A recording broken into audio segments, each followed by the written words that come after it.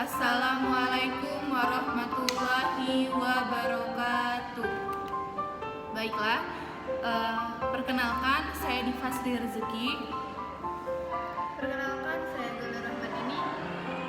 Duduknya kami di sini ingin menjelaskan tentang hasil makalah kami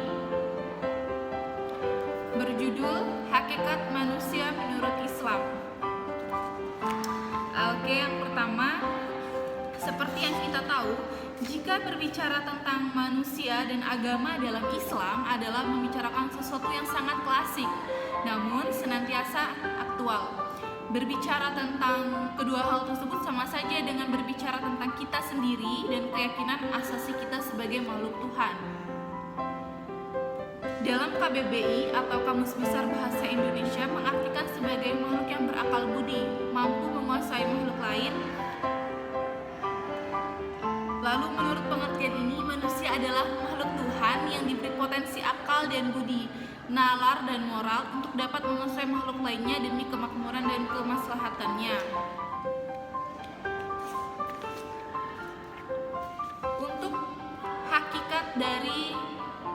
Untuk pengertian dari hakikat adalah kebenaran atau sesuatu yang sebenar-benarnya atau atas segala sesuatu. Dapat juga dikatakan hakikat adalah inti dari segala sesuatu yang menjadi jiwa sesuatu. Di kalangan tasawuf, orang mencari hakikat diri manusia sebenarnya. Karena itu muncul kata-kata diri mencari sebenar-benarnya diri. Baiklah, untuk istilah penyebutan manusia akan dijelaskan oleh teman saya yang bernama Galuh Rahmadini. Kepada Galuh dipersilahkan. Baiklah, saya akan menjelaskan tentang istilah penyebutan manusia. Manusia adalah makhluk paling sempurna yang pernah diciptakan oleh Allah Subhanahu wa Ta'ala. Kesempurnaan yang dimiliki manusia merupakan suatu koneksi fungsi dan tugas mereka sebagai khalifah dan di muka bumi ini. Al-Quran menerangkan bahwa manusia berasal dari tanah. Membicarakan tentang manusia dalam pandangan ilmu pengetahuan sangat bergantung metodologi yang digunakan dan terhadap filosofi yang mendasari. Terus, penganut teori Bahamisme menyebut manusia sebagai Homo Mahanimus, manusia mesin. Bahabi lahir sebagai reaksi terhadap introspeksisme aliran yang menganalisa jiwa manusia berdasarkan laporan subjek dan perkanalisme aliran yang berbicara tentang alam bawah sadar yang tidak nampak.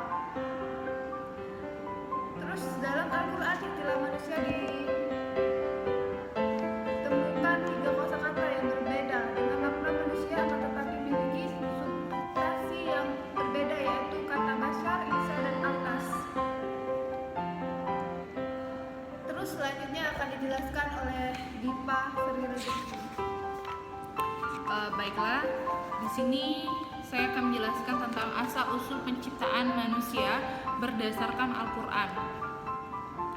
Allah Subhanahu wa Ta'ala merencanakan penciptaan manusia. Ketika Allah mulai membuat cerita tentang asal-usul manusia, malaikat Jibril seolah khawatir karena takut manusia akan berbuat kerusakan di muka bumi.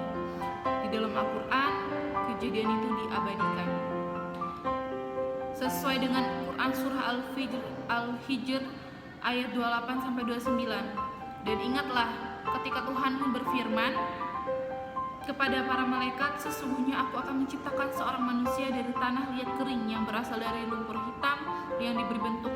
Maka apabila aku telah menyempurnakan kejadiannya dan telah meniupkan ke dalamnya ruh ciptaanku, maka tunduklah kamu kepadanya dengan bersujud. Firman inilah yang membuat malaikat bersujud kepada manusia, sementara iblis tetap dalam kesombongannya dengan tidak melaksanakan firman Allah.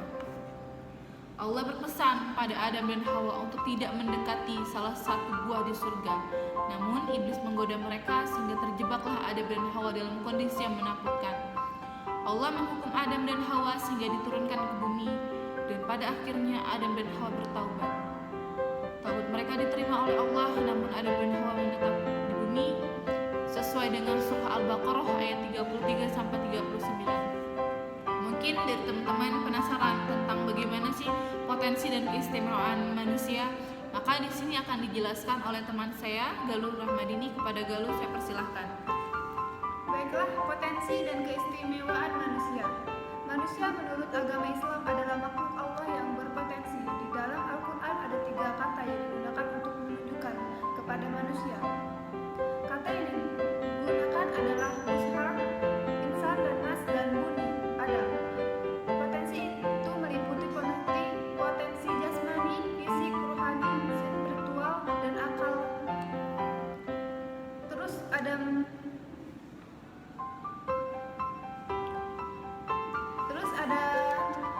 potensi manusia, yaitu potensi fisik, potensi mental, dan potensi sosial.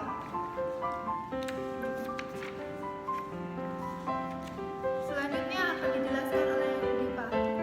Baik, manusia kan diciptakan manusianya itu pasti dengan alasan dan dengan tugas-tugasnya. Maka tugas manusia sebagai hamba dan khalifah Allah akan saya jelaskan sedikit.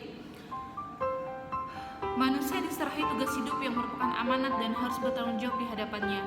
Tugas hidup yang di muka bumi ini adalah tugas kekhalifahan, yaitu tugas kepemimpinan, wakil Allah di muka bumi, serta pengelolaan dan pemeliharaan alam. Khalifah berarti wakil atau pengganti memegang kekuasaan. Manusia menjadi khalifah memegang mandat Tuhan untuk mewujud kemakmuran di muka bumi. Kekuasaan yang diberikan manusia bersifat kreatif yang memungkinkan dirinya mengolah serta mendayagunakan apa yang ada di muka bumi untuk kepentingan hidupnya. Kesimpulan yang kami sampaikan adalah dari pembahasan ini dapat disimpulkan bahwa manusia adalah makhluk paling sempurna yang pernah diciptakan oleh Allah Subhanahu wa taala. Kesempurnaan yang dimiliki manusia merupakan suatu konsekuensi fungsi dan tugas mereka sebagai kekhalifahan di muka bumi ini. Al-Quran menerangkan bahwa manusia berasal dari tanah. Membicarakan tentang manusia dalam pandangan ilmu pengetahuan sangat bergantung metodologi yang digunakan dan terhadap filosofis yang mendasari. Manusia diserahi tugas hidup yang merupakan amanat dan harus dipertanggungjawabkan di hadapannya. Tugas hidup yang ada di muka bumi ini adalah tugas kekhalifahan, yaitu tugas kepemimpinan, wakil Allah di muka bumi, serta pengelolaan dan pemeliharaan alam.